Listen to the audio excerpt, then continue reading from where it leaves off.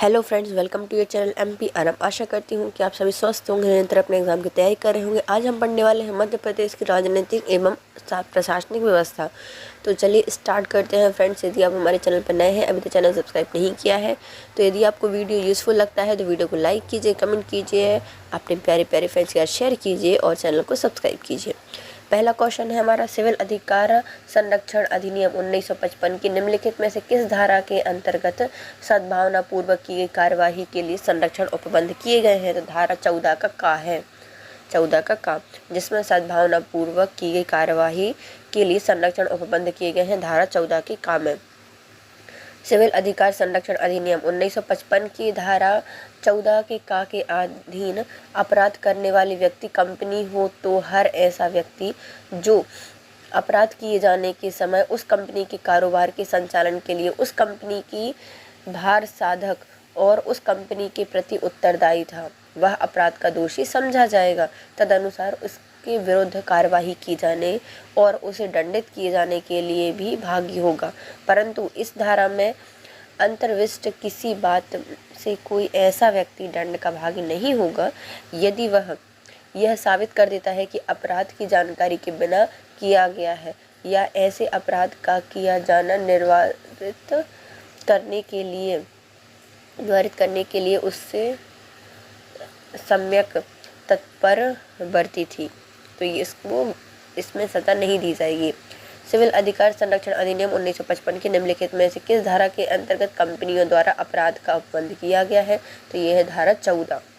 Civil अधिकार संरक्षण अधिनियम 1955 की धारा 14 के अधीन अपराध करने वाले व्यक्ति कंपनी हो तो हर ऐसा व्यक्ति जो कंपनी या अपराध किए जाने के समय उस कंपनी के कारोबार के संचालन के लिए उस कंपनी का भार साधक या उस कंपनी के प्रति उत्तरदायी था, वह अपराध का दोषी समझा जाएगा। तदनुसार अपने विरुद्ध कार्यवाही की जाने और दंडित किए जाने का भागी होगा। सिविल अधिकार संरक्षण अधिनियम 1955 का विस्तार कहाँ तक है? तो पूरे भारत में इसका विस्तार है। सिविल अधिकार संरक्षण अधिनियम 1955 भारत गणराज्य के 6वें वर्ष संसद द्वारा निम्नलिखित रूप से अधिनियमित हुआ था। यह अधिनियम था सिविल अधिकार संरक्षण अधिनियम 1955 कहा गया। इसका विस्तार पूरे भारत में है। यह उस तारीख को प्रवर्त होगा जिसे केंद्र सरकार शासकीय राजपत्र में अधिसूचना द्वारा नियत करेगी। मानव अधिकार संरक्षण अधिनियम के संबंध में कौन सा कथन सही है बताना है ना? तो यह अधिनियम 28 सितंबर 1993 को प्रवर्तित हुआ था। मानव संरक्षण अधिनियम कब हुआ था? 28 सितंबर 1993 को प्रवर्तित हुआ था। मानव अधिकार संरक्षण अधिनियम 1993 को 2006 अधिनियम संख्या 43 की धारा 2 द्वारा प्रतिस्थापित किया गया है। इसका विस्तार संपूर्ण भारत पर है, किंतु यह जम्मू कश्मीर राज्य को केवल वहां तक लागू होगा जहां तक इसका संबंध उसको यथा लागू संविधान की 7वीं अनुसूची की सूची 1 और सूची 3 में वर्णित प्रविष्टियों में से किसी से संबंधित विषय में से है। 28 सितंबर 1993 को यह प्रवर्तित समझा हुआ माना जाएगा। कौन राष्ट्रीय मानव अधिकार आयोग का पदेन सदस्य नहीं होता? तो कौन राष्ट्रीय मानव अधिकार आयोग के पदेन सदस्य नहीं होंगे? तो भारत के अल्पसंख्यक आयोग के अध्यक्ष होते हैं। भारत विधि आयोग के अध्यक्ष नहीं होते, तो दूसरा वाला नहीं होगा, है ना। राष्ट्रीय अनुसूचित जाति अनुसूचित जनजाति आयोग के अध्यक्ष इसमें शामिल होते हैं और राष्ट्रीय महिला आयोग के अध्यक्ष भी राष्ट्रीय मानव अधिकार आयोग के सदस्य होते हैं। राष्ट्रीय मानव अधिकार आयोग का गठन निम्नलिखित में से मिलकर होगा, अर्थात एक अध्यक्ष जो उच्चतम न्यायालय का मुख्य न्यायमूर्ति हो रहा हो, एक सदस्य जो कि उच्चतम न्यायालय का न्यायाधीश हो या रहा हो, एक सदस्य जो किसी उच्च न्यायालय के मुख्य न्यायाधीश हो या रहा हो, 2 सदस्य जो ऐसे व्यक्ति में से नियुक्त किए जाएंगे जिन्हें मानव अधिकार के संबंध के विषय का ज्ञान और व्यवहारिक अनुभव हो। राष्ट्रीय अल्पसंख्यक आयोग, राष्ट्रीय अनुसूचित जाति आयोग, राष्ट्रीय अनुसूचित जनजाति आयोग और राष्ट्रीय महिला आयोग के अध्यक्ष की धारा 12 के खंड आग में निर्दिष्ट कृत्यों के निर्वहन के लिए आयोग के सदस्य समझे जाएंगे। एक महासचिव होगा जो आयोग का मुख्य कार्यपालक अधिकारी होगा और यह आयोग की ऐसी शक्तियों का प्रयोग और ऐसे कृत्यों का निर्वहन करेगा जो यथास्थिति आयोग का अध्यक्ष ऐसे प्रत्यायोजित करे। आयोग का मुख्यालय दिल्ली में होगा और आयोग केंद्र सरकार से पूर्व अनुमोदन से भारत के अन्य स्थानों पर कार्यालय स्थापित कर सकती है। कैसे करेगी? लेकिन केंद्रीय सरकार के पूर्व अनुमोदन पर ही करेगी। राष्ट्रीय मानव अधिकार आयोग के संबंध की पदावधि या जो सदस्य हैं उनकी पदावधि की तारीख बताइए। तो इनके सदस्यों की पदावधि 5 वर्ष या 70 वर्ष की आयु प्राप्त कर लेने तक होगी। राष्ट्रीय मानव अधिकार आयोग के अध्यक्ष और अन्य सदस्यों की नियुक्ति राष्ट्रपति अपने हस्ताक्षर या मुद्रा सहित अधिपत्र द्वारा करेंगे। अध्यक्ष कई सदस्य राष्ट्रपति को संबोधित करके अपने हस्ताक्षर सहित लिखित सूचना द्वारा अपना पद त्याग कर सकता है। अध्यक्ष के रूप में नियुक्त किया गया कोई व्यक्ति अपने पद ग्रहण की तारीख से 5 वर्ष की अवधि तक या 70 वर्ष की आयु तक अपने पद पर रहेगा। इसमें से जो भी पहले हो उसका अपना पद ग्रहण करेगा।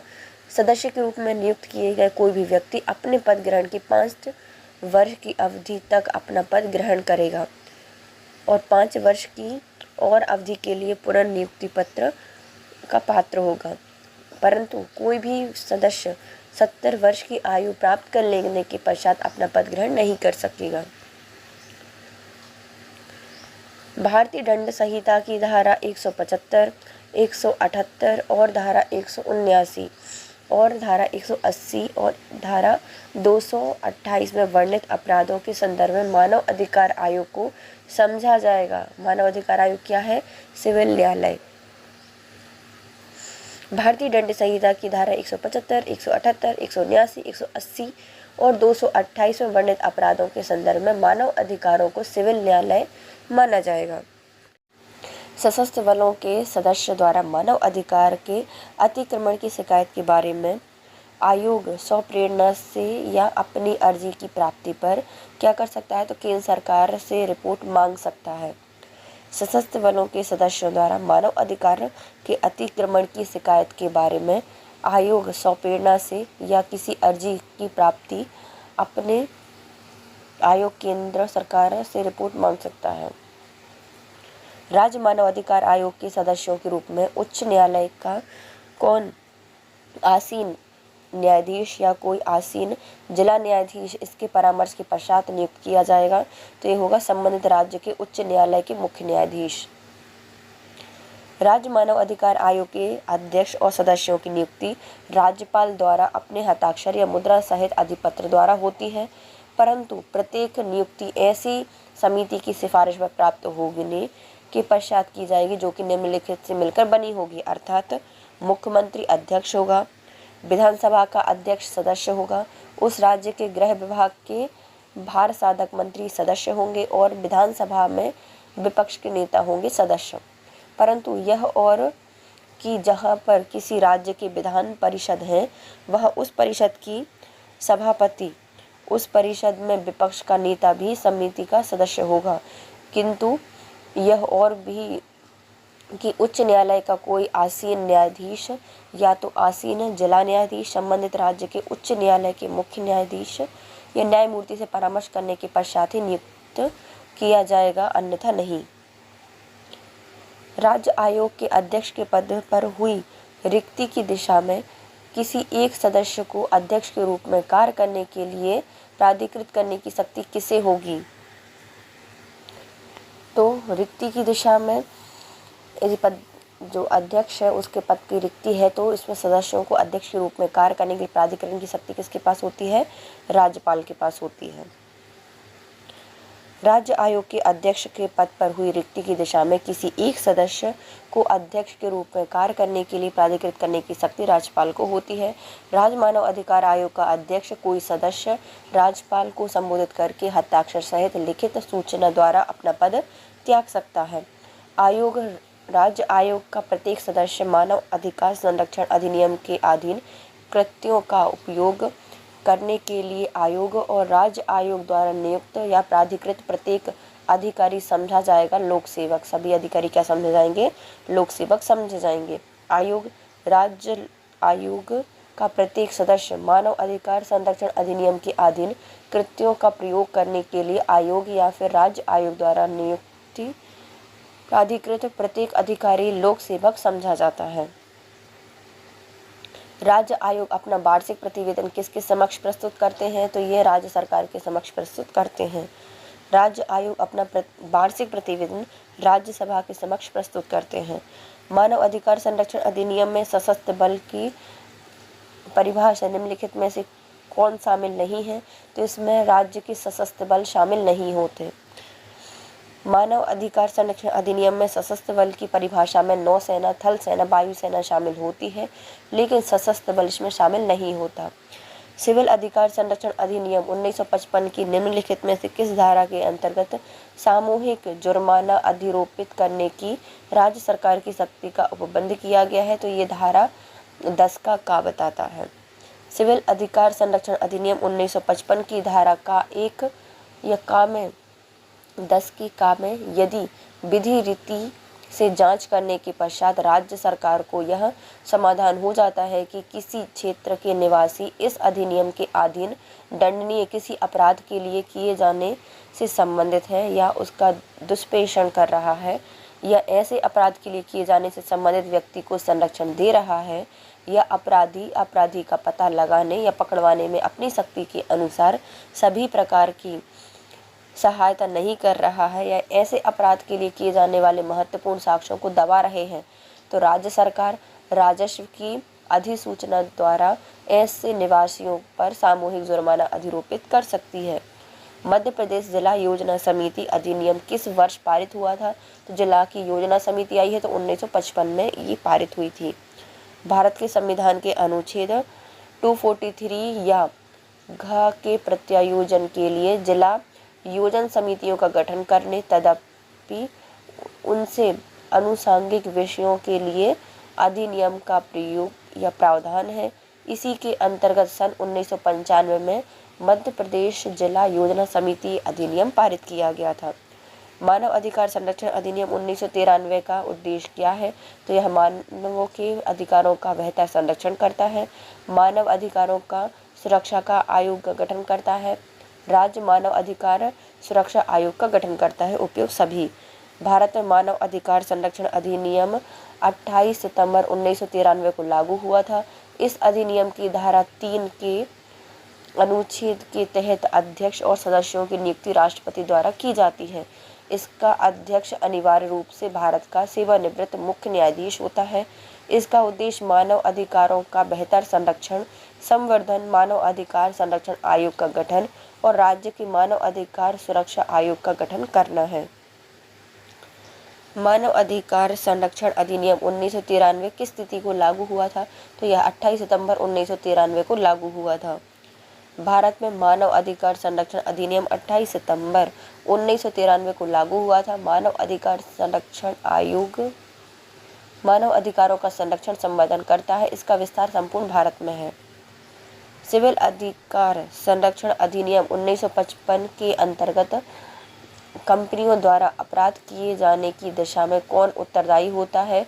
तो निर्देशक, सचिव और प्रबंधक तीनों ही शामिल होते हैं।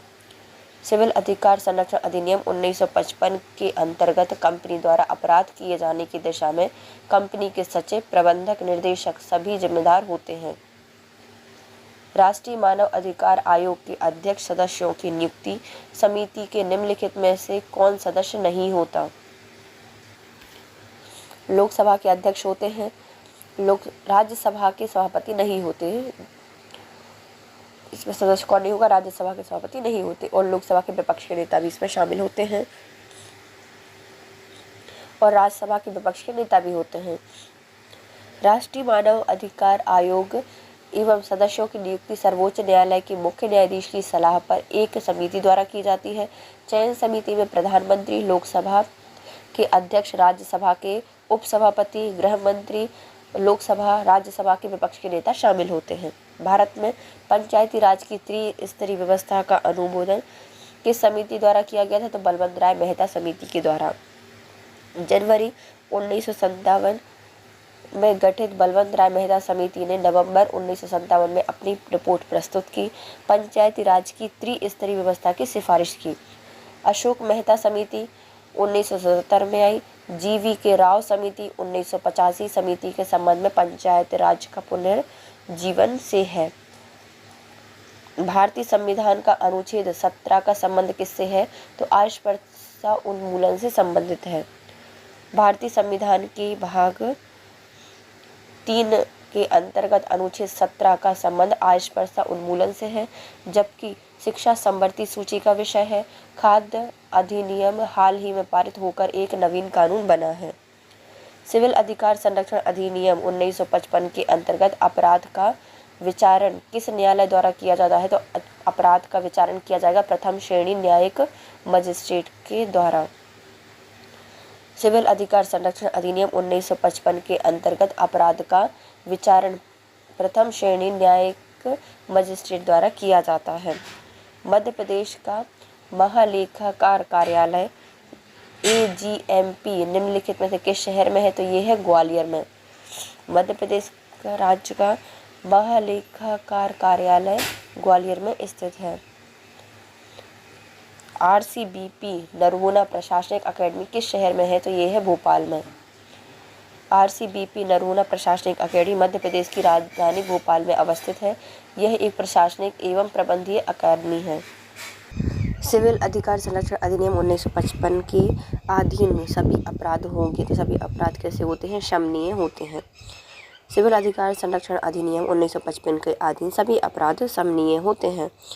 अनुसूचित जाति अनुसूचित जनजाति अत्याचार निवारण अधिनियम 1989 के अधीन अपराध अभियोजन में न्यायालय निम्नलिखित में से क्या अपराधित करता है? तो ये दुष्प्रेषण, सामान्य उद्देश्य, सामान्य आशय, उपयुक्त सभी। अनुसूचित जाति अनुसूचित जनजाति अत्याचार निवारण अधिनियम 1989 के अधीन अपराध अभियोजन में न्यायालय दुष्प्रेषण, सामान्य आशय, सामान्य उद्देश्य आदि अपराधित करता है या कर सकता है। निम्नलिखित में से संविधान सभा के बारे में गलत कथन कौन सा है?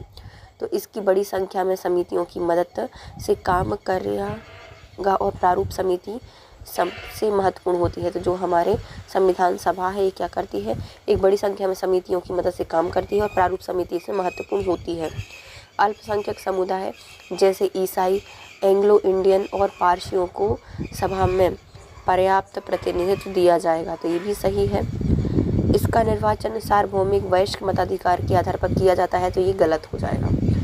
इसकी चुनाव प्रक्रिया 1935 के अधिनियम की 6वें अनुसूची में पर आधारित है। यह कर, संपत्ति, शैक्षणिक योग्यता के कारण मताधिकार सीमित कर दिया गया है। तो ये सही है।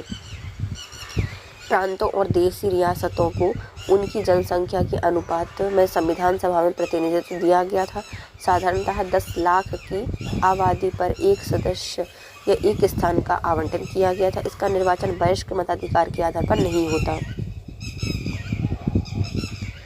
निम्नलिखित में कौन सा कथन सही नहीं है? अनुसूचित जाति अनुसूचित जनजातियों की सूचियां प्रत्येक राज्य के लिए उस राज्य के राज्यपाल से परामर्श के पश्चात राष्ट्रपति द्वारा 1950 में जारी आदेश द्वारा बनाई जाती है। तो ये सही है, बनाई गई है। इस सूची में संशोधन केवल संसदीय अधिनियम बनाकर किया जा सकता है। संसद अधिनियम बनाकर कर सकती है। तो ये भी सही है। अनुसूचित जाति अनुसूचित जनजातियों की सूचियां संबंधित राज्य सरकार द्वारा बनाई और संशोधित की जाती है। तो ये गलत हो जाएगा, नहीं कर सकती राज्य। कोई जाति या जनजाति राज्य के केवल एक भाग के लिए अनुसूचित जाति घोषित की जा सकती है। तो ये भी सही है।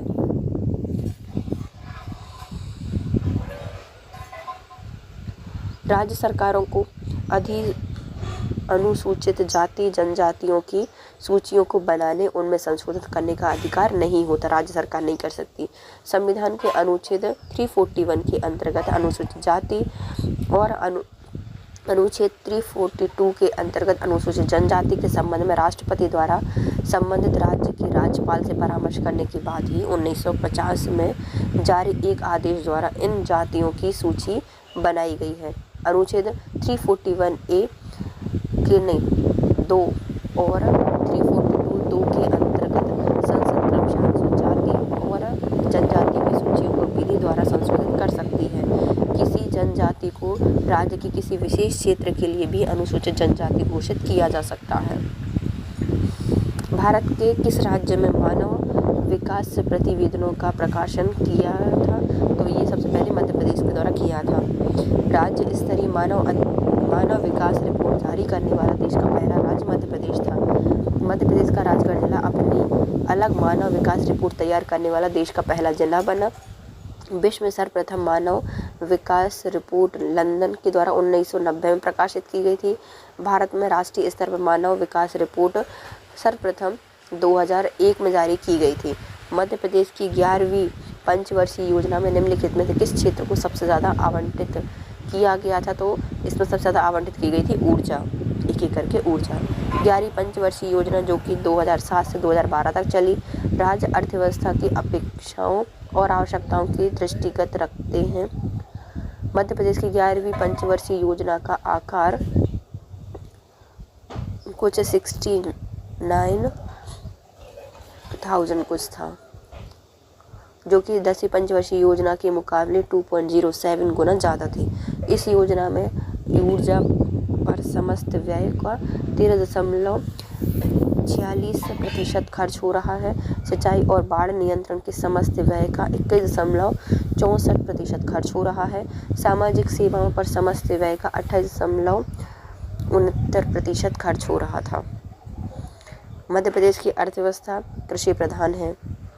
मध्य प्रदेश में राजकोषीय उत्तरदायित्व एवं बजट प्रबंधन अधिनियम किस वर्ष पारित किए गए थे? तो ये 2005 में पारित किए गए थे। मध्य प्रदेश राजकोषीय उत्तरदायित्व और बजट प्रबंधन अधिनियम वर्ष 2005 में पारित हुए थे। निम्नलिखित में से कौन सा मध्य प्रदेश का एक जिला है? तो आगरमालवा मध्य प्रदेश का जिला है, नया बना है। मध्य प्रदेश का 51वां जिला बना, जिसका निर्माण शाजापुर जिले को विभाजित करके 16 अगस्त 2013 को किया गया था, जबकि महू जिले इंदौर जिले की तहसील है। डॉक्टर भीमराव अम्बेडकर जी का जन्म यही हुआ था। पिपरिया बुधनी क्रमशः होशंगाबाद और सीहोर के जिले के नगर है। तो पिपरिया कहाँ का है? होशंगाबाद का, और बुधनी सीहोर जिले के नगर है। 1 अक्टूबर 2018 को मध्य प्रदेश के 52वें जिले के रूप में निवाड़ी को स्थापित किया गया है। टीकमगढ़ जिले से अलग करके इसको बनाया गया है।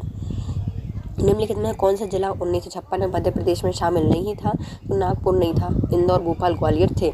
1950 में सर्वप्रथम मध्य प्रांत बरार को छत्तीसगढ़ की मकराई रियासत के साथ मिलाकर मध्य प्रदेश का गठन किया गया था।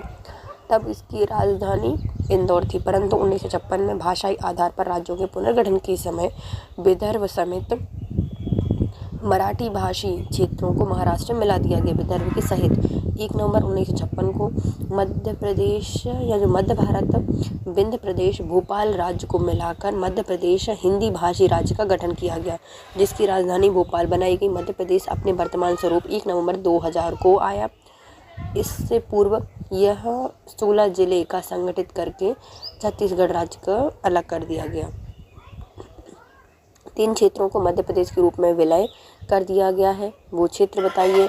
तो मध्य प्रदेश में विलय किए गए थे मध्य भारत, विंध्य प्रदेश और भोपाल। मध्य भारत, विंध्य प्रदेश, भोपाल 3 क्षेत्रों को मध्य प्रदेश के रूप में विलय किया गया है। स्वतंत्रता पूर्व का Madhya Pradesh Central India Agency, Central Provision एवं बरार में विभाजित किया गया, जिसका प्रशासनिक केंद्र नागपुर था। इसके अतिरिक्त भोपाल एक स्वतंत्र राज्य था।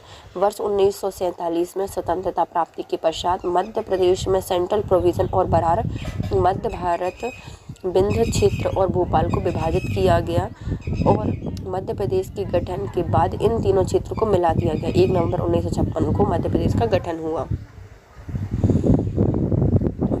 मध्य प्रदेश में कुल जिलों की संख्या अब तो बहुत बढ़ गई, 55 हो गई है ना, ये चला जाएगा।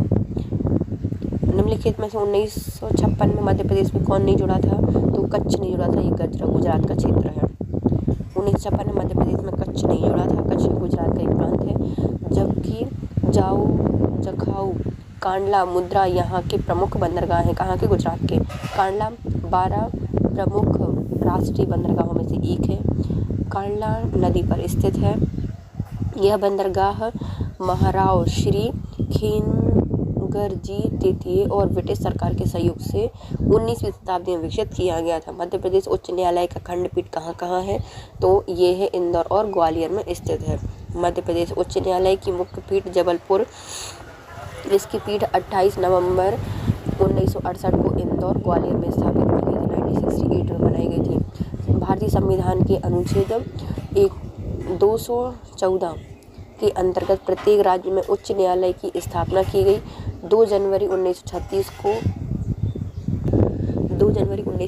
को भारत सरकार अधिनियम 1935 की धारा 108 के अंतर्गत मध्य प्रदेश राज्य के उच्च न्यायालय नागपुर में स्थापित किया गया था, जिसे 1956 में जबलपुर स्थानांतरित कर दिया। मध्य प्रदेश में राज्यसभा के कितने सदस्य हैं? तो 11। मध्य प्रदेश में राज्यसभा के 11 सदस्य हैं। अनुच्छेद 84 में संसद की सदस्यता के लिए योग्यताएं निर्धारित की गई हैं, जबकि राज्य में लोकसभा की सीटें 29 हैं और राज्य विधानसभा की सीटें 230 हैं। मध्य प्रदेश में कितनी नगर पालिकाएँ हैं? तो इनकी संख्या है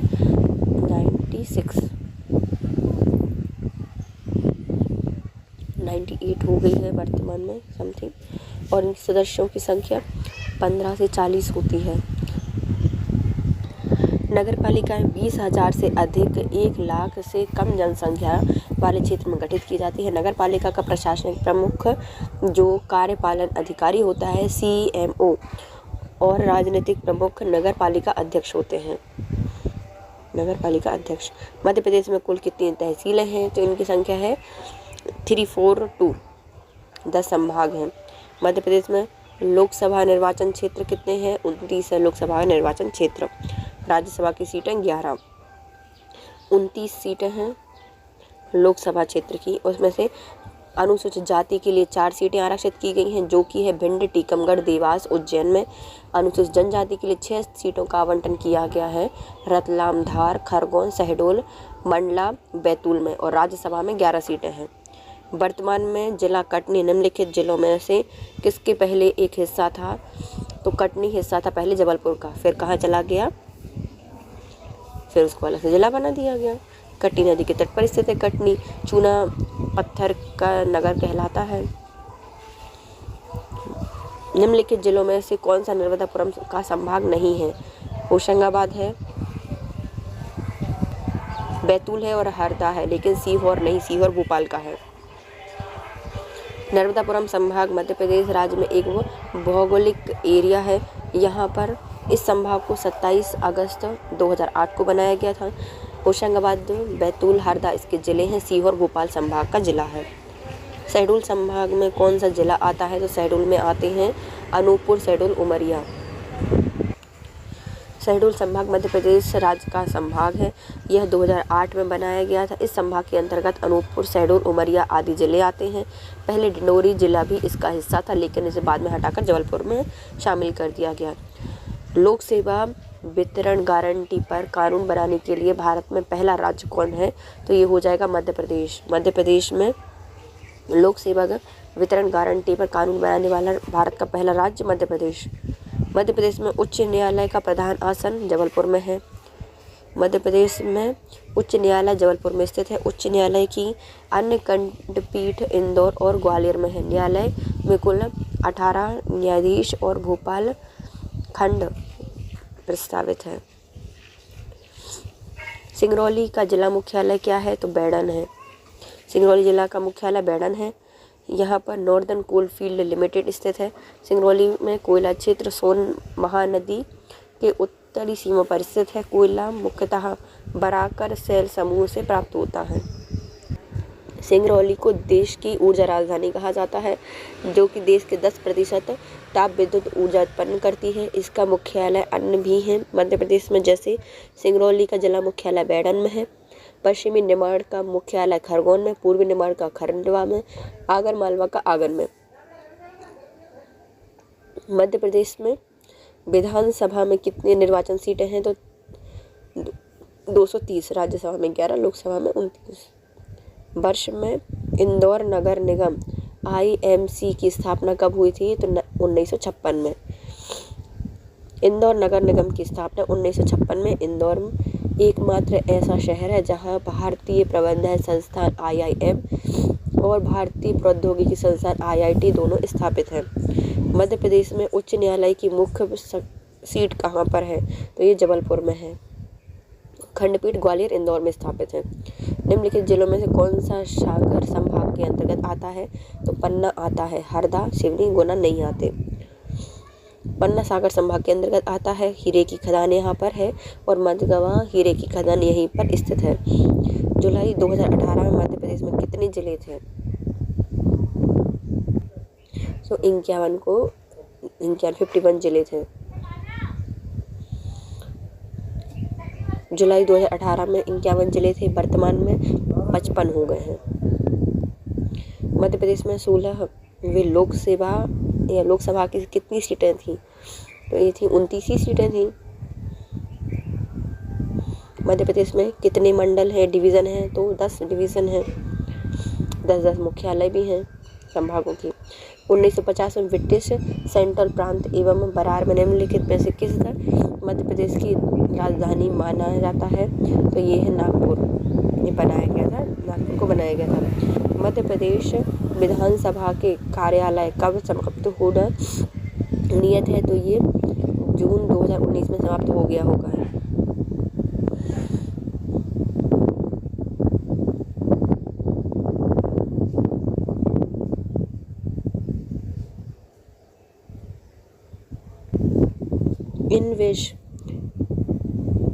ENVIS मध्य प्रदेश की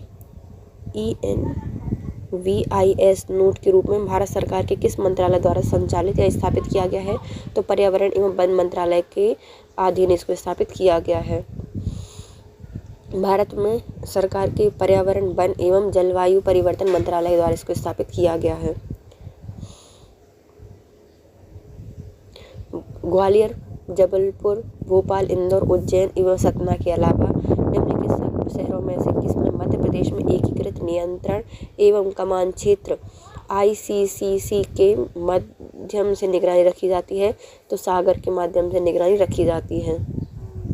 भोपाल, ग्वालियर, जबलपुर, इंदौर, उज्जैन, सतना के अलावा सागर पर भी एकीकृत नियंत्रण कमान क्षेत्र के माध्यम से निगरानी रखी जाती है। निम्नलिखित में से किस संस्थान ने मध्य प्रदेश में भारत के प्रथम एकीकृत नियंत्रण कमान क्षेत्र या केंद्र का शुभारंभ किया है? तो ये हो जाएगा Bhopal smart city development corporation limited. Bhopal smart city development corporation limited. Bharat के प्रथम एकीकृत नियंत्रण कमान केंद्र का शुभारंभ Bhopal smart city development corporation limited द्वारा किया गया, जो हेवलेट पैकार्ड एंटरप्राइजेस के यूनिवर्सल टेंटी प्लेटफॉर्म द्वारा संचालित है। इसके माध्यम से राज्य के 7 शहरों में कई नागरिक उपयोगिताओं और नागरिक सेवाओं की निगरानी एवं प्रशासन को सक्षम बनाएगा। निम्नलिखित जिलों में से कौन सा इंदौर संभाग के अंतर्गत आता है? तो बुरहानपुर इंदौर में आता है। इंदौर संभाग में 8 जिले हैं: इंदौर, धार, झाबुआ, खरगोन, खंडवा, बुरहानपुर, बड़वानी और अलीराजपुर। मध्य प्रदेश में से किस प्रशासनिक विभाग में 3 जिले हैं? तो 3 जिले हैं हमारे चंबल में। चंबल में 3 जिले हैं: भिंड, मुरैना, श्योपुर। भारतीय स्वतंत्रता के तत्काल बाद गुना देश राज्य का हिस्सा बना था, मध्य भारत का हिस्सा था, बन गया था। गुना मध्य भारत के राज्य मध्य प्रदेश का जिला है। स्वतंत्रता से पहले गुना ग्वालियर राजघराने का हिस्सा था, जिस पर सिंधिया वंश का अधिकार था। गुना जिले के आकर्षण केंद्र मल्हारगढ़, बजरंगगढ़ किला, दोइला बावड़ी, विभूषी दुर्गा मंदिर, पंचमुखी हनुमान आश्रम, बाबा फरीद की मजार और गोपी कृष्ण बांध भी स्थित है। कहाँ पर? गुना में है ये सब। बाबा फरीद की मजार, गोपी कृष्ण बांध, पंचमुखी हनुमान मंदिर, विभूश्री दुर्गा मंदिर, दोइला बावड़ी, बजरंगगढ़ और मल्हारगढ़। आकर्षण का केंद्र है। अलीराजपुर डैश लोकसभा निर्वाचन क्षेत्र का हिस्सा है, तो ये है रतलाम का। अलीराजपुर मध्य प्रदेश का एक जिला है जो कि रतलाम लोकसभा क्षेत्र के अंतर्गत आता है। अलीराजपुर कम साक्षर जिला है। इंदौर डिवीज़न में कितने जिले आते हैं, तो ये हो जाएंगे 8। मध्य प्रदेश में से 51वां जिला कौन बना था, आगर मालवा। 16 अगस्त 2013 को बना था, शाजापुर से अलग करके घोषित किया गया था आगर मालवा को।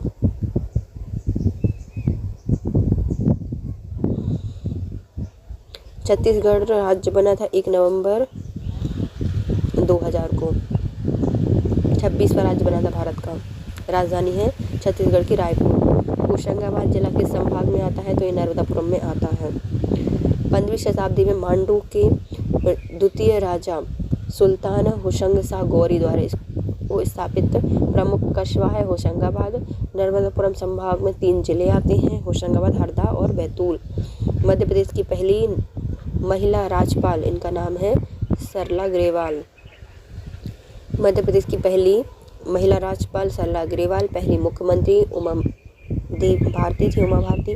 वर्तमान में इनकी जो लालजी टंडन है, इनकी पद पर रहते मृत्यु हुई है। उसके बाद आनंदीबेन पटेल बनी थी।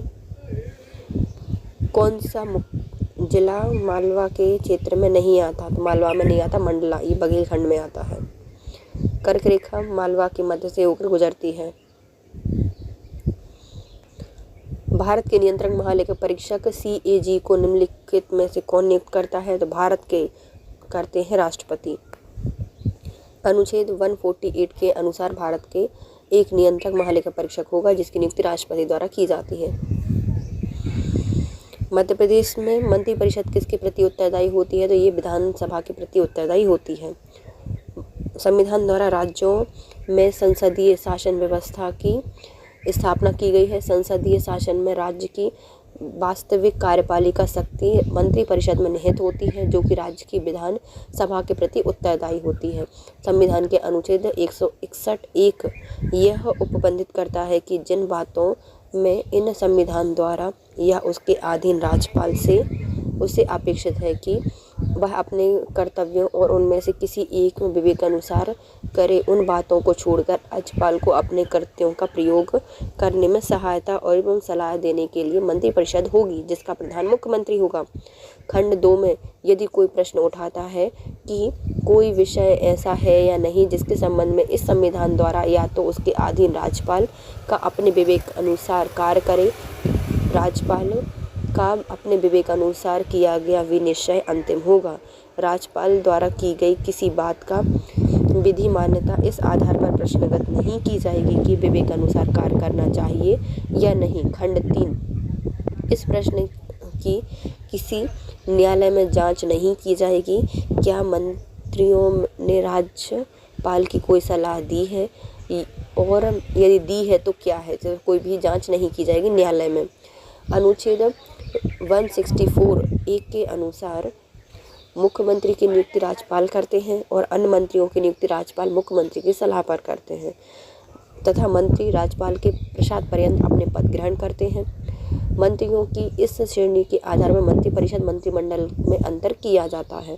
प्रथम स्तर पर मंत्रियों के सामूहिक रूप से मंत्रिमंडल या फिर कैबिनेट कहा जाता है और तीनों ही स्तरों में मंत्रियों के सामूहिक रूप से मंत्रिपरिषद कहते हैं। इस प्रकार मंत्रिपरिषद एक बड़ी इकाई होती है जबकि मंत्रिमंडल एक छोटी इकाई होती है। मंत्रिमंडल चक्र के भीतर एक चक्र है। किस राजस्व संभाग में केवल 2 जिले हैं, तो ये हो जाएगा हमारा चंबल।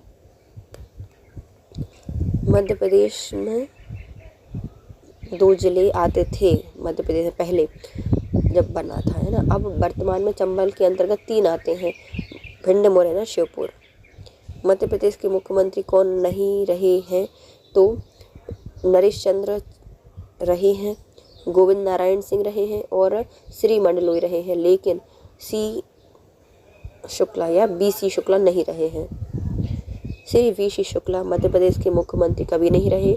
पंडित रविशंकर शुक्ल मध्य प्रदेश के प्रथम मुख्यमंत्री थे जिनका कार्यकाल 1 नवंबर 1956 से 31 दिसंबर 1956 तक रहा। भगवान राव मंडलोई मध्य प्रदेश के दूसरे मुख्यमंत्री थे। गोविंद नारायण सिंह और राजा नरेश चंद्र भी क्रमशः मध्य प्रदेश के 8वें और 9वें मुख्यमंत्री रहे। जनपद पंचायतों का क्षेत्र होता है विकास खंड। त्रिस्तरीय पंचायती व्यवस्था में 2 स्तर पर क्षेत्र जनपद पंचायत होती है, जो कि जिला पंचायत एवं ग्राम पंचायत के मध्य की कड़ी का कार्य करती है। मध्य प्रदेश में वर्तमान में 313 जनपद पंचायत हैं। मध्य प्रदेश विधानसभा में मध्य प्रदेश पंचायती राज विधेयक 1993 संविधान के 73वां संविधान संशोधन के अनुरूप 29 दिसंबर 1993 को प्रस्तुत किया गया था। 73वां संविधान संशोधन इसके तहत तथा 30 दिसंबर 1993 को विधानसभा द्वारा इसे पारित कर दिया गया। तत्पश्चात पंचायतों और नगर पालिकाओं में चुनाव संपन्न कराने के लिए 19 जनवरी 1994 को मध्य प्रदेश राज्य निर्वाचन आयोग का गठन किया गया। कब किया गया है? 19 जनवरी 1994 को। 25 जनवरी 1994 को मध्य प्रदेश पंचायती राज अधिनियम संस्थापित किया गया था। 25 जनवरी 1994 को मध्य प्रदेश पंचायती राज अधिनियम स्थापित किया गया। यह निर्वाचन आयोग द्वारा 15 अप्रैल 1994 को पंचायतों के चुनाव की अधिसूचना जारी होने के बाद 3 चरणों में संपन्न कराता है चुनाव। तो यह राज्य निर्वाचन आयोग द्वारा 15 अप्रैल 1994 को अधिसूचना द्वारा 3 चरणों में संपन्न कराने के लिए कराएंगे ये। इस प्रकार देश में नई संवैधानिक व्यवस्था के अंतर्गत त्रिस्तरीय पंचायतों और नगर पालिकाओं के चुनाव कराने वाले मध्य प्रदेश राज्य का पहला राज्य बन गया।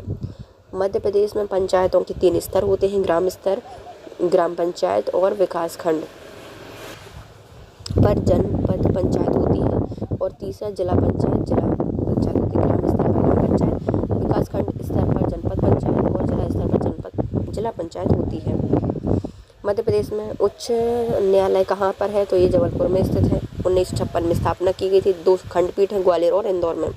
मध्य प्रदेश जिला सरकार के अधिकार किसको दिए जाते हैं? जिला योजना समिति को दिए जाते हैं। संविधान के 74वें संविधान संशोधन अधिनियम शहरी क्षेत्रों में एकीकृत विकास की आवश्यकता अनुभव करते हुए जिला नियोजन समिति का गठन की व्यवस्था की गई है। संविधान के इस प्रावधान की दृष्टि में रखते हुए मध्य प्रदेश सरकार ने जिला योजना समिति अधिनियम 1995 बनाया है, जिसके द्वारा यह व्यवस्था की गई है कि राज्य सरकार अपने हिस्से का कोई भी जनहितकारी कार्य जिला योजना समिति को सौंप सकती है। जिला योजना समिति को इस प्रकार के दायित्व सौंपने के लिए मध्य प्रदेश विधानसभा में 195 से तत्संबंधी अधिनियम में संशोधित करते हुए 1999 में संशोधन पारित किया। जिला सरकार की संपूर्ण योजना के अंतर्गत जिला योजना समिति एक बहुत अधिक महत्वपूर्ण संस्थान है। प्रत्येक जिले की योजना समिति में 15 से लेकर 25 तक सदस्य होंगे। 4 से 5 सदस्य संवैधानिक व्यवस्था के अनुरूप चुने जाते हैं। जिला योजना समिति में इन सदस्यों का प्रतिनिधित्व सरकारी और ग्रामीण जनसंख्या के आधार पर सुनिश्चित होगा। राज्य सरकार द्वारा नियुक्त जिले के प्रभारी मंत्री, जिले के कलेक्टर और अध्यक्ष जिला के पंचायत समिति के नामांकित सदस्य होते हैं। मतलब इसके प्रभारी मंत्री ये जो राज्यसभा द्वारा नियुक्त जिले के प्रभारी मंत्री होते हैं, जिला के कलेक्टर और जो अध्यक्ष होते हैं वह पंचायत योजना समिति के नामांकित सदस्य होते हैं। जिले के प्रभारी मंत्री इस योजना समिति के अध्यक्ष और जिला कलेक्टर सचिव होता है। जो जिला के प्रभारी मंत्री कौन होते हैं? योजना समिति के अध्यक्ष और वहाँ के जिला कलेक्टर सचिव होता है। जिला योजना समिति की बैठक हर माह में एक बार बुलाना आवश्यक होता है। बैठक की अध्यक्षता समिति के अध्यक्ष करेंगे। जिला योजना समिति अपनी बैठकों में विषय विशेषज्ञों को भी बुला सकती है। बैठकों में रखे जाने वाले विषयों का सार संक्षिप्त मंत्रिमंडल की बैठकों के तहत संबंधित विभाग के जिले प्रमुख द्वारा तैयार किया जाएगा। योजना समिति द्वारा लिए गए फैसलों पर शासन की ओर से जारी होने वाले आदेश अब जिला स्तर पर भी जारी होंगे। मध्य प्रदेश के प्रथम मुख्यमंत्री का नाम है पंडित रविशंकर शुक्ल। मध्य प्रदेश के पहले राज्यपाल कौन नहीं रहे हैं? तो केसी रेड्डी थे, सल्ला अग्रवाल थी, पहली महिला थी, और ये जो एच.बी. पटस्कर भी थे। लेकिन गोविंद नारायण सिंह मुख्यमंत्री थे, ना कि राज्यपाल। गोविंद नारायण सिंह 1948 में IAS पद से त्याग पत्र देकर 1967 में मध्य प्रदेश के मुख्यमंत्री बने थे। बिहार के राज्यपाल भी रहे थे, लेकिन मध्य प्रदेश के राज्यपाल नहीं रहे हैं। सरला अग्रवाल मध्य प्रदेश की पहली महिला राज्यपाल थी। वीरेंद्र कुमार सकलेचा के पश्चात मध्य प्रदेश के मुख्यमंत्री बने थे सुंदर कुमार पटवा। निम्नलिखित में से नगर जिला मुख्यालय कौन सा नहीं है? तो इटारसी नहीं है, कटनी, कवर्धा और सीहोर है। इटारसी नगर नहीं है। मध्य प्रदेश के मुख्यमंत्री कौन नहीं रहा है? प्रकाश चंद्र सेठ रहे हैं, गोविंद नारायण रहे हैं, DP मिश्रा रहे हैं, लेकिन BC शुक्ला नहीं रहे। विद्याचरण शुक्ला मध्य प्रदेश के मुख्यमंत्री नहीं रहे हैं, जबकि प्रकाश चंद्र सेठ, गोविंद नारायण सिंह और DP मिश्रा मध्य प्रदेश के मुख्यमंत्री पद पर रहे हैं। वर्तमान में शिवराज सिंह चौहान थे, लेकिन हटकर अब बन गए हैं मोहन यादव। उमा भारती पहली महिला मुख्यमंत्री थी।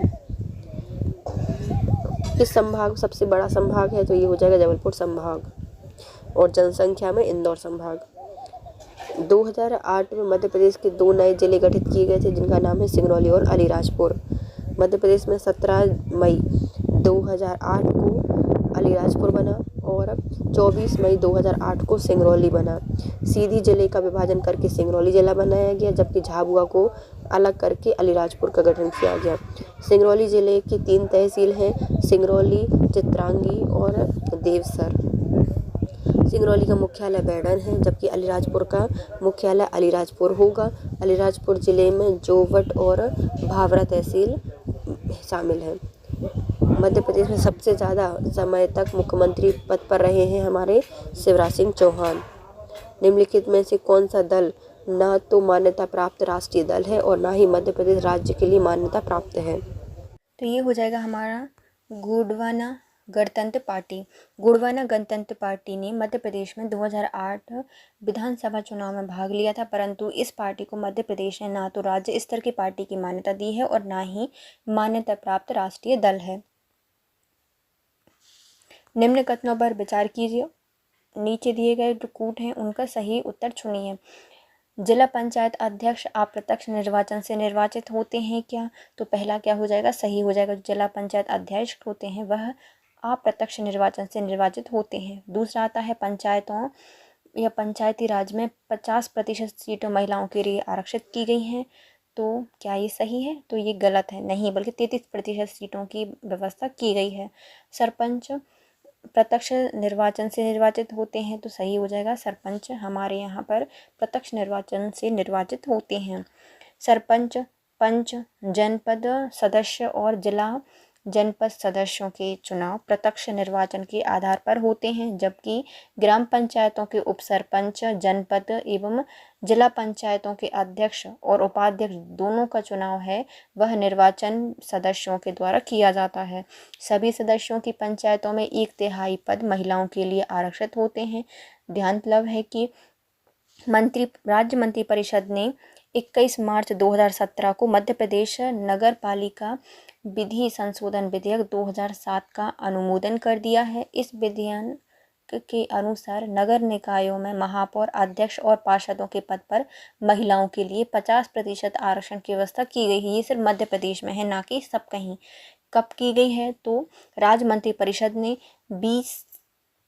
21 मार्च 2007 को ये किया था। किसमें? तो मध्य प्रदेश नगर पालिका विधि संशोधन विधेयक 2007 में इसमें संशोधन किया था और 50% आरक्षण की व्यवस्था की है महिलाओं के लिए। यहाँ पर तो जो नगर निकाय हैं उनकी महापौर और अध्यक्ष परिषदों के लिए, पार्षदों के लिए। अनुसूचित जनजातियों एवं अन्य परंपरागत वन निवासी वन अधिकार की मान्यता अधिनियम 2006 के अंतर्गत किस तारीख से पूर्व के अधिकारों को मान्यता दी गई है? तो इसमें 13 दिसंबर 2005 के पूर्व के अधिकारों को मान्यता दी गई है। अनुसूचित जनजाति एवं अन्य परंपरागत वनवासियों को वन संपत्ति में अधिकार दिलाने के लिए संसद द्वारा 2006 में पारित the scheduled tribes and other traditional forest developers recognitions of forest right act 2007 1 जनवरी 2008 को अधिसूचित किया गया था। इस अधिनियम को सर्वप्रथम लागू करने वाला राज्य केरल था। संसद के दोनों सदनों में 2006 में पारित कर दिया गया था। इस अधिनियम को राष्ट्रपति की मंजूरी जनवरी 2007 में मिली थी। इस कानून के तहत वन अधिकारों को मान्यता देने और अधिकार प्रदान करने के लिए 13 दिसंबर 2005 की तिथि निर्धारित की गई थी। पिछली 3 पीढ़ियों से अर्थात 75 वर्षों से वनों में रह रहे लक्षित अभ्यर्थियों को वन भूमि के अधिकार इस अधिनियम के तहत प्रदान किए गए थे। इस अधिनियम के द्वारा वनवासियों को यह अधिकार प्राप्त हो गया था जो कि इंडियन फॉरेस्ट एक्ट 1927 के द्वारा 80 वर्ष पूर्व उनसे छीन लिए गए थे। मध्य प्रदेश में विधानसभा में प्रतिपक्ष नेता कौन है? वर्तमान का पूछा है तो आप बताइए। इसके ऑप्शन इसमें गलत दिए गए हैं। मध्य प्रदेश के प्रथम मुख्यमंत्री कौन थे? तो ये थे हमारे पंडित रविशंकर शुक्ल। मध्य प्रदेश के राज्य के प्रथम मुख्यमंत्री पंडित रविशंकर शुक्ल थे। यह 1/11/1956 से 31/12/1956 तक रहे, मात्र 2 महीने के लिए। मध्य प्रदेश की प्रथम महिला मुख्यमंत्री का नाम क्या है? तो इनका नाम हो जाएगा उमा भारती। यह 8/12/2003 से 23/8/2014 तक रही थीं। वर्तमान में मध्य प्रदेश की विधानसभा अध्यक्ष बताइए। मध्य प्रदेश में विधानसभा की सीटें कितनी हैं? 230। राज्य मानव अधिकार आयोग के अध्यक्ष और सदस्यों की नियुक्ति किनके द्वारा की जाती है? तो ये करते हैं हमारे मध्य प्रदेश के राज्यपाल। भारत में मानव अधिकार संरक्षण अधिनियम 1993 के अनुपालन में राष्ट्रीय मानव अधिकार आयोग का गठन किया गया है। इसके अध्यक्ष और सदस्यों की नियुक्ति राष्ट्रपति द्वारा की जाती है, जबकि राज्य मानव अधिकार आयोग के अध्यक्ष और सदस्यों की नियुक्ति संबंधित राज्य के राज्यपाल द्वारा की जाती है। वर्ष 2017 में मध्य प्रदेश से राज्यसभा की एक सीट पर हुए उपचुनाव में कौन सी महिला निर्वाचित हुई थी? तो यहाँ पर हुई थी संपत्तिया उइके। 31 जुलाई 2017 को मध्य प्रदेश से राज्यसभा की एक सीट पर हुए उपचुनाव में संपत्तिया उइके निर्वाचित हुई थी। इनका कार्यकाल 1 अगस्त 2017 से 29 जून 2022 तक रहा है और संपत्तिया उइके भारतीय जनता पार्टी की तरफ से निर्वाचित हुई थी। मध्य प्रदेश में विधानसभा चुनाव 2013 में कितनी महिला निर्वाचित हुई थी? छोड़ो, 30 थी लगभग। अभी तक कौन से मध्य प्रदेश के कार्यवाहक राज्यपाल नहीं रहे हैं? तो जो हमारे जस्टिस GD दीक्षित हैं, ये अभी तक कार्यवाहक राज्यपाल नहीं रहे हैं। मध्य प्रदेश के कार्यवाहक राज्यपाल के पद पर जस्टिस GD दीक्षित नहीं रहे हैं, जबकि जो अन्य 3 कार्यवाहक राज्यपालों ने पद ग्रहण किया है, कौन कौन से आ जाते हैं? पहले आ जाते हैं ओझा, दीक्षित और GP सिंह। तो पहले आते हैं ND ओझा, PV दीक्षित और GP सिंह, ये कार्यवाहक राज्यपाल रहे हैं। मध्य प्रदेश में कौन मध्य प्रदेश के मुख्य सचिव नहीं रहे हैं? तो जो हमारे PK सिन्हा नरहोना हैं, ये मुख्य सचिव नहीं रहे हैं, जबकि जो PRP नरहोना हैं, यह 2 बार मुख्य सचिव रहे हैं।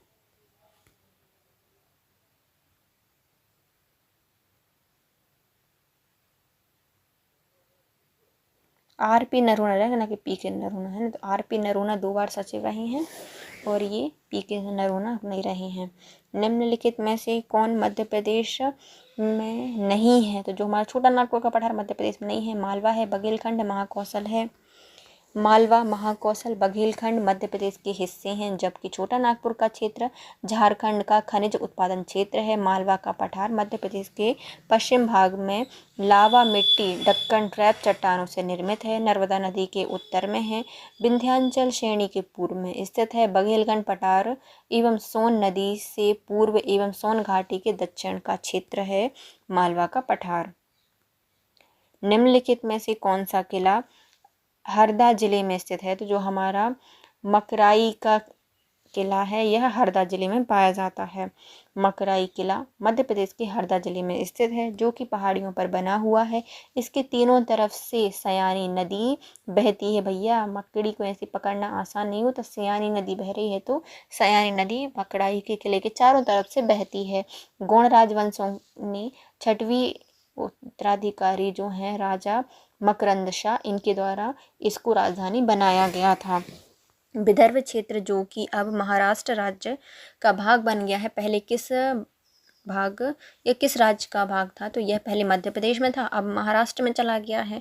तो मध्य प्रदेश का जो विदर्भ क्षेत्र है वह महाराष्ट्र का विदर्भ बन गया है। कब? 1956 को ये दे दिया गया था।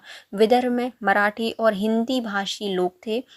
इस उपक्षेत्र में कुल 11 जिले थे जो कि महाराष्ट्र में कोयला की खदान एवं मूल्यवान मैग्नीज खनिज विदर्भ में बहुत आयत में पाए जाते हैं। मध्य प्रदेश में कुल कितने जिले हैं? तो अब तो ये छोड़ो, 55 पहुंच गए हैं ना, 54-55 हैं ये। अविभाजित मध्य प्रदेश से लोकसभा में कुल कितने सदस्य निर्वाचित होते थे? जब हमारा मध्य प्रदेश विभाजित नहीं हुआ था तब मध्य प्रदेश से 40 लोकसभा के लिए सदस्य निर्वाचित किए जाते थे। अविभाजित मध्य प्रदेश में लोकसभा की कुल सीटें 40 थी। 1 नवंबर 2000 को विभाजन के पश्चात मध्य प्रदेश में लोकसभा की केवल 29 सीटें ही बची थी। 11 मध्य प्रदेश से छीनकर छत्तीसगढ़ को दे दी गईं। 15 अगस्त 1947 को स्वाधीनता के समय मध्य प्रदेश में कितनी देसी रियासतें थीं? तो मध्य प्रदेश में 63 देसी रियासतें थीं जब भारत आज़ाद हुआ था। स्वाधीनता के समय मध्य प्रदेश में 63 देसी रियासतें थीं। वर्ष 1947 में स्वतंत्रता प्राप्ति के पश्चात मध्य प्रदेश को सेंट्रल प्रोविज़न, बरार एवं मध्य भारत, विंध्य प्रदेश और भोपाल राज्य को क, ख, ग राज्यों में विभक्त कर दिया गया था। जब 1947 में सेंट्रल प्रोविज़न और बरार क्षेत्र में बघेलखंड और छत्तीसगढ़ रियासत को मिलाकर मध्य प्रदेश राज्य बना तो उसकी राजधानी क्या थी? तब उसकी राजधानी नागपुर बनाई गई थी। जब 1947 को सेंट्रल प्रोविज़न एंड बरार में बघेलखंड और छत्तीसगढ़ को मिलाकर मध्य प्रदेश बनाया गया था तब उसकी राजधानी नागपुर थी। इसके अतिरिक्त भोपाल स्वतंत्र राज्य था। सेंट्रल प्रोविज़न एंड बरार में कुल 14 रियासतें थीं। जब भोपाल स्टेट एक पृथक राज्य के रूप में था तो उसकी कौन सी श्रेणी थी? तो जब भोपाल एक अलग से राज्य था तब वह कैटेगरी सी में आता था। यह कौन सी श्रेणी थी? सी श्रेणी में आता था। भोपाल 1949 तक स्वतंत्र राज्य बना रहा। इसके शासक नवाब हमीद उल्ला खान थे। जून 1949 को भोपाल को भाग गा में सम्मिलित कर दिया गया। इसे प्रशासनिक दृष्टि से भोपाल और सीहोर जिले में विभाजित किया गया था। निम्नलिखित में से किस संभाग में सबसे ज़्यादा जिले हैं? तो ये क्वेश्चन ही अभी तो गलत देता है क्योंकि 8 इंदौर में है और 8 जबलपुर में है। पीवी दीक्षित के संबंध में निम्नलिखित में कौन सा कथन सत्य हो जाएगा? तो ये हमारे मध्य प्रदेश के पहले लोकायुक्त थे पीवी दीक्षित। मध्य प्रदेश के प्रथम लोकायुक्त पीवी दीक्षित तथा प्रथम उप लोकायुक्त श्री RJ भावे थे। वर्तमान में मध्य प्रदेश के लोकायुक्त बताइए आप कौन है? नरेश गुप्ता होंगे। चंबल संभाग में निम्नलिखित में कौन सा जिला सम्मिलित नहीं है? तो चंबल संभाग में आते हैं मुख्यतः 3 जिले। पहला आता है मुरैना, श्योपुर और भिंड। धार तो भैया इंदौर वाले में आता है। तो ये दिए गए हैं हमारे कुछ संभाग। पहले आता है चंबल संभाग, इसमें 3 जिले आते हैं, भिंड, मुरैना, श्योपुर। ग्वालियर संभाग में आता है ग्वालियर, शिवपुरी, गुना, अशोकनगर और दतिया। इंदौर संभाग में आता है इंदौर, धार, झाबुआ, अलीराजपुर, खरगोन, खंडवा, बुरहानपुर और बड़वानी। भोपाल संभाग में आते हैं भोपाल, सीहोर, रायसेन, राजगढ़ और विदिशा। जबलपुर संभाग में आते हैं जबलपुर, कटनी, नरसिंहपुर, छिंदवाड़ा, सिवनी, मंडला, बालाघाट और डिंडोरी। नेक्स्ट आता है नर्मदापुरम, इसमें होशंगाबाद, हरदा, बैतूल आते हैं। रीवा संभाग में आते हैं हमारा सीधी, सिंगरौली, सतना और साथ मैहर भी आता है इसमें। फिर आता है नेक्स्ट सागर, सागर में आते हैं सागर, दमोह, पन्ना, छतरपुर, टीकमगढ़, डिंडोरी। अब इसके अंदर एक निमाड़ी भी आने लगा है। शहडोल में आते हैं उमरिया, शहडोल, अनूपपुर। उज्जैन में आते हैं देवास, रतलाम, शाजापुर, मंदसौर, नीमच, उज्जैन, आगरमालवा और एक और आता है नागदा जिला भी उज्जैन संभाग के अंतर्गत ही आता है। निम्नलिखित में से किसने यूनेस्को द्वारा विश्व धरोहर के रूप में चयनित किया गया है? तो हमारे मध्य प्रदेश की भीमबेटका, खजुराहो के मंदिर स्मारक, सांची के बौद्ध स्तूप, ये तीनों ही हमारे यूनेस्को विश्व धरोहर में शामिल किए गए हैं। यूनेस्को द्वारा विश्व धरोहर के रूप में मध्य प्रदेश की भीमबेटका, खजुराहो के मंदिर, सांची के बौद्ध स्तूपों को इस सूची में शामिल किया गया है। यूनेस्को को संयुक्त राष्ट्र शैक्षणिक, वैज्ञानिक एवं सांस्कृतिक संगठन United Nation Educational, Scientific and Cultural Organisation का लघु रूप है। इसकी स्थापना 4 नवंबर 1945 को हुई थी। भारत इसका सदस्य है और 1946 को इसका सदस्य बना था। इसका उद्देश्य शिक्षा एवं संस्कृति के लिए अंतर्राष्ट्रीय सहयोग से शांति एवं सुरक्षा की स्थापना करना है, ताकि संयुक्त राष्ट्र के चार्टर में वर्णित न्याय और कानून का राज, मानवाधिकार एवं मौलिक स्वतंत्रता हेतु वैश्विक सहमति बने। फिर आते हैं मध्य प्रदेश में 2008 के विधानसभा चुनाव में तीसरी सबसे बड़ी पार्टी, अरे वही है हमारी बहुजन समाज पार्टी। छोड़ो ये। मध्य प्रदेश में राज्यसभा की कुल कितनी सीटें हैं? तो राज्यसभा की हैं 11 सीटें। मध्य प्रदेश में राज्यसभा की 11 सीटें हैं। राज्यसभा भारतीय लोकतंत्र की सर्वोच्च सदन है। निम्न सदन में लोकसभा आती है। राज्यसभा की सीटें हमारे, छोड़ो ये, मध्य प्रदेश का गठन 1 नवंबर 1956 को हुआ था। मध्य प्रदेश के राज्य का सर्वोच्च न्यायालय जबलपुर में स्थित है। 1956 में स्थापना की गई थी। मध्य प्रदेश में कुल संसदीय निर्वाचन क्षेत्र दिए गए हैं हमारे 29 हैं। मध्य प्रदेश में, छोड़ो 18 का बजट है ये तो। मध्य प्रदेश में राष्ट्रीय शासन के दौरान देश की भूमिका संवैधानिक दायित्वों को निर्वहन में एवं राज्य के मुख्यमंत्री के मंत्रिपरिषद की भूमिका के समान होती है, तो जो हमारी सलाहकार के समान होती है। मध्य प्रदेश में राष्ट्रपति शासन के दौरान सलाहकार की भूमिका संवैधानिक दायित्वों का निर्वहन राज्य के मुख्यमंत्री के मंत्रिपरिषद की भूमिका के समान होती है। डॉक्टर भीमराव अंबेडकर द्वारा शोषित वर्ग संघ की स्थापना निम्नलिखित में से कब की गई थी? तो ये 1930 में की गई थी। डॉक्टर भीमराव अंबेडकर के द्वारा शोषित वर्ग संघ की स्थापना 1930 में की गई थी। 1990 में इन्हें भारत रत्न दिया गया था भीमराव अंबेडकर जी को, जो कि हमारा सर्वोच्च नागरिक सम्मान है। इनको मरणोपरांत दिया गया था। 14 अप्रैल को इनका जन्म दिवस पर हम अंबेडकर जयंती मनाते हैं। मध्य प्रदेश मुख्यमंत्रियों के पद पर उनकी नियुक्ति के वर्ष का मेल बताना है कि कब किसकी नियुक्ति की गई है। पहले आते हैं हमारे कैलाशनाथ काटजू जी। इनको बनाया गया था कब? कैलाशनाथ काटजू बने थे 1957 में सबसे पहले। फिर आते हैं द्वारका प्रसाद, इनको बनाया गया था 1963 में।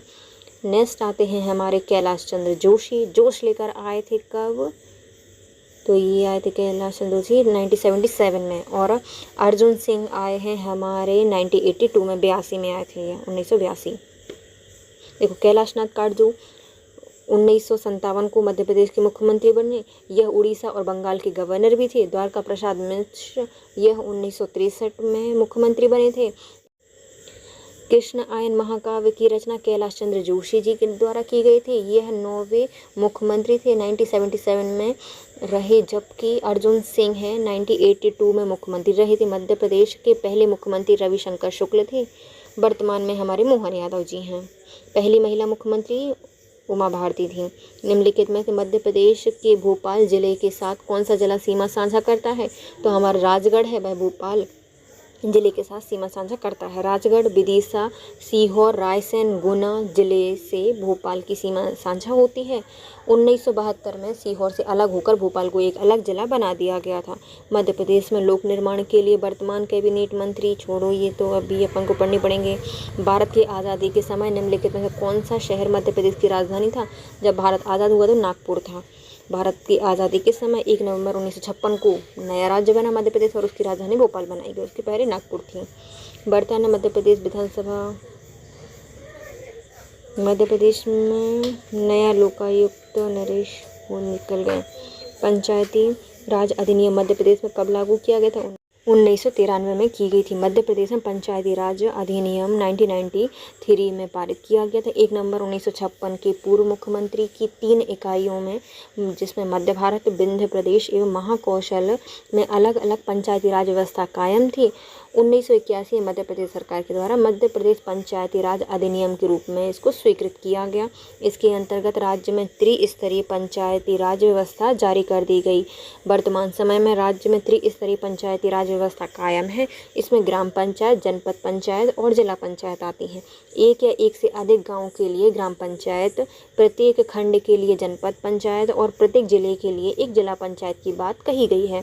संविधान में 73वें संविधान संशोधन के तहत अनुच्छेद 242 शाह में प्रावधान के अंतर्गत राज्य सरकार द्वारा राज्य वित्त आयोग की स्थापना की गई है।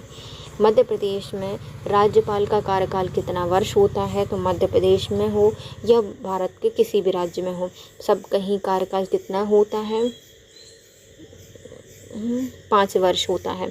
तो अनुच्छेद 156 के अनुसार राज्यपाल की नियुक्ति या जो राज्यपाल हैं वह राष्ट्रपति की इच्छा अनुसार अपना पद ग्रहण करते हैं, लेकिन सामान्यतः इनको माना जाता है कि इन्होंने जब पद ग्रहण किया है उसके 5 वर्ष तक ये रहते हैं। राज्यपाल अपने पद पर तब तक बना रहता है जब तक कि उसका उत्तराधिकारी अपना पद धारण नहीं कर लेता। कोई व्यक्ति जितनी बार चाहे राज्यपाल नियुक्त किया जा सकता है, अर्थात पुनर्नियुक्ति का भी पात्र होता है। जबलपुर, जो कि अब एक महत्वपूर्ण शहर है, किस क्षेत्र के अंतर्गत आता था? पहले तो यह आता था महाकौशल के अंतर्गत। जबलपुर महाकौशल क्षेत्र के अंतर्गत आता था। विंध्य पर्वत श्रेणी में स्थित है। यह पवित्र नर्मदा नदी के तट पर स्थित है। मध्य प्रदेश का उच्च न्यायालय जबलपुर में स्थित है। राज्य विज्ञान संस्थान भी जबलपुर में है। इसको संस्कार राजधानी कहा जाता है। यहाँ पर थल सेना की छावनी के अलावा भारतीय आयुध निर्माण के लिए कारखाने एवं पश्चिम मध्य रेलवे का मुख्यालय भी स्थापित किया गया है। मध्य प्रदेश में उच्च न्यायालय का प्रधान आसन कहाँ पर है? तो ये हमारे जबलपुर में है। मध्य प्रदेश में उच्च न्यायालय का प्रधान आसन जबलपुर में स्थित है, जो कि प्रांत का न्यायालय है हमारे यहाँ पर। इसे 2 जनवरी 1936 को भारत अधिनियम 1935 के अंतर्गत बनाया गया है। कब बनाया गया है? 2 जनवरी 1936 को भारत शासन अधिनियम 1935 के अंतर्गत बनाया गया है। इसकी शुरुआत नागपुर में स्थित किया गया था। वर्तमान में यह जबलपुर में स्थापित किया गया है। इसकी 2 शाखाएं हैं, एक इंदौर और दूसरी ग्वालियर। निम्नलिखित में से कौन सा जिला मध्य प्रदेश की नवीनतम जिला है? तो मध्य प्रदेश का नवीनतम जिला आगरा मालवा था पहले, अब तो गया ही, अब तो बहुत सारे जिले हो गए हैं 55। मध्य प्रदेश के अलावा किसके छत्तीसगढ़ को वर्ष डैश में बनाया गया था? तो मध्य प्रदेश के अलावा जो छत्तीसगढ़ है इसको 2000 में बनाया गया था, 1 नवंबर के दिन, है ना। मध्य प्रदेश के अलावा छत्तीसगढ़ को वर्ष 2000 में बनाया गया था। 1947 मध्य प्रांत एवं बरार में बघेलखंड छत्तीसगढ़ की रियासतों को मिलाकर मध्य प्रांत राज्य बनाया गया था, जो कि भाग ए के अंतर्गत आता था। इसकी राजधानी नागपुर थी। इसके उत्तर की 30 रियासतों को मिलाकर विंध्य प्रदेश नाम दिया गया था, जो कि सी में आता था। और राज्य मतलब जो पश्चिम की 25 रियासतें हैं उनको मिलाकर मध्य भारत नामक भाग बी बनाया गया था। विंध्य प्रदेश की राजधानी रीवा थी। मध्य भारत की राजधानी 6 माह के लिए ग्वालियर और इंदौर रखी जाती थी मध्य भारत के लिए। भोपाल एक पृथक राज्य था जो कि भाग सी में आता था। इसकी राजधानी भोपाल ही थी, जो कि 1972 में एक जिला बन गई। मध्य प्रदेश में कौन सा मध्य प्रदेश का 51वां जिला है? तो मध्य प्रदेश का 51वां जिला आगरमालवा। छत्तीसगढ़ राज्य के गठन तक मध्य प्रदेश भाग का राज्य था। मध्य प्रदेश सबसे बड़ा राज्य था। जब छत्तीसगढ़ अलग हुआ उसके बाद हम सेकंड पर आ गए। 1998 में मध्य प्रदेश के बड़े जिलों में कितने जिलों का निर्माण किया गया था? तो हमारे भारत में मध्य प्रदेश के अंतर्गत 16 जिलों का निर्माण किया गया था। 1998 में मध्य प्रदेश के बड़े जिलों में 16 जिलों का निर्माण किया गया था। 26 जनवरी 1972 को 2 नए जिले, जिसमें भोपाल और राजनांदगांव का निर्माण किया गया था। 1982 को दिग्विजय सरकार ने 10 नए राज्य बनाने का निर्णय लिया था। 1998 में सहदेव कमेटी का गठन किया गया, जिसके आधार पर 16 नए जिले बनाए गए थे। इस तरह 1998 1908 में हमारे यहाँ पर 61 ज़िले हो गए थे। नर्मदापुरम किस ज़िले का प्रधान नाम था? ये प्रथम नाम था। तो नर्मदापुरम हमारे होशंगाबाद का प्रथम नाम था। अब इसको फिर से नर्मदापुरम कर दिया गया है ना। 1972 में भोपाल ज़िला कौन से ज़िले से बना था? तो ये भैया सीहोर ज़िले से अलग होकर बनाया गया था। 1972 में सीहोर से भोपाल ज़िले को अलग कर दिया गया और एक नया ज़िला बनाया गया। इस ज़िले का मुख्यालय भी बना दिया गया था। यह भोपाल है वह झीलों का शहर कहलाता है। इसकी जो स्थापना है वह धार के परमार शासक राजा भोज के द्वारा की गई थी। भोपाल 18वीं शताब्दी से भारत का एक स्वतंत्र राज्य रहा है। यहाँ पर कई नवाब बेगमों ने शासन किया है। यहाँ पर वन विहार, 2.5 सीढ़ी मस्जिद, इंदिरा गांधी मानव संग्रहालय, केरवा बांध एवं केंद्रीय पुस्तकालय आदि स्थित हैं। नीमच को एक अलग जिला कब बनाया गया था? तो नीमच अलग जिला बन गया है 1998 को। नीमच को 1998 में नया जिला घोषित कर दिया गया है। मंदसौर जिले का पहले हिस्सा था। मध्य प्रदेश के मालवा क्षेत्र का एक कस्बा है। यह जिला ब्रिटिश काल में 26वीं एवं 48वीं फील्ड आर्टिलरी बैटरी का केंद्र रहा है नीमच। एवं उस समय नीमच छावनी थी। यहाँ पर कल्याण राय मंदिर, सुखानंद आश्रम एवं अफीम की खेती की जाती है। तो ये याद रखना भैया, कल्याण राय मंदिर और सुखानंद आश्रम स्थित है कहाँ पर? नीमच में। नीचे लोगों का कल्याण करो सुख मिलेगा। डिंडोरी को अलग जिला कब घोषित किया गया है? तो 1998 में इसको डिंडोरी को नया जिला बनाया था। डिंडोरी को 1998 में नया जिला घोषित कर दिया गया है। यह एक आदिवासी जिला है। इसको मंडला जिले से विभाजित करके बनाया गया है। डिंडोरी का जो मूल नाम है 1951 तक रामगढ़ था। डिंडोरी राम जी की डंडी चलेगी, सब लोग यहाँ वहाँ डोलेंगे। तो रामगढ़ डिंडोरी का पुराना नाम था 1951 तक। यहाँ पर मौर्य, शक एवं जो कर्ण है उनके बाद चालुक्य, चेदी राजवंशों ने शासन किया है। डिंडोरी जिला जबलपुर संभाग के अंतर्गत आता है।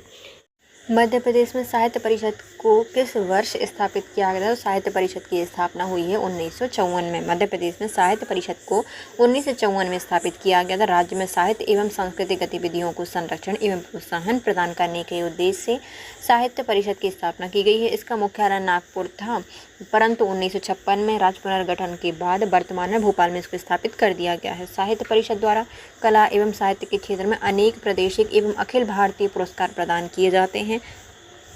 अब आते हैं 1956 में राज्य पुनर्गठन के बाद मध्य प्रदेश में कितने ज़िले थे? तो राज्य जब पुनर्गठन हुआ था तो मध्य प्रदेश में थे 43 ज़िले। 1956 में राज्य के पुनर्गठन के बाद मध्य प्रदेश में 43 ज़िले थे।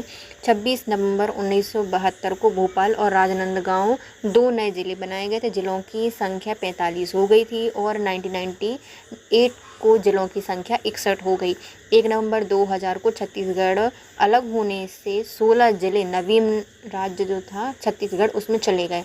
मध्य प्रदेश में ज़िलों की संख्या 45 बची। वर्तमान में मध्य प्रदेश की में जो राज्य हैं उनकी राज्य में ज़िले हैं उनकी संख्या है 55 और संभाग हैं 10। मध्य प्रदेश में मंडी बोर्ड के कितने क्षेत्रीय कार्यालय हैं? तो वर्तमान में 7 कार्यालय हैं। मध्य प्रदेश में मंडी बोर्ड के 7 क्षेत्रीय कार्यालय हैं। मध्य प्रदेश राज्य कृषि विपणन बोर्ड की स्थापना 1998 में कृषि उत्पादन के विपणन उत्पादक कृषकों के हित को देखते हुए की गई थी। मध्य प्रदेश मंडी बोर्ड का कार्यालय कहाँ पर है? हमारे भोपाल में स्थापित किया गया है। इसके साथ हमारा वीडियो कंप्लीट होता है। नेक्स्ट वीडियो में हम पढ़ेंगे जनजातियों से रिलेटेड प्रश्न उत्तर। तब तक के लिए bye guys. If you like my video please share, subscribe and comment. Thank you so much guys. Have a nice day.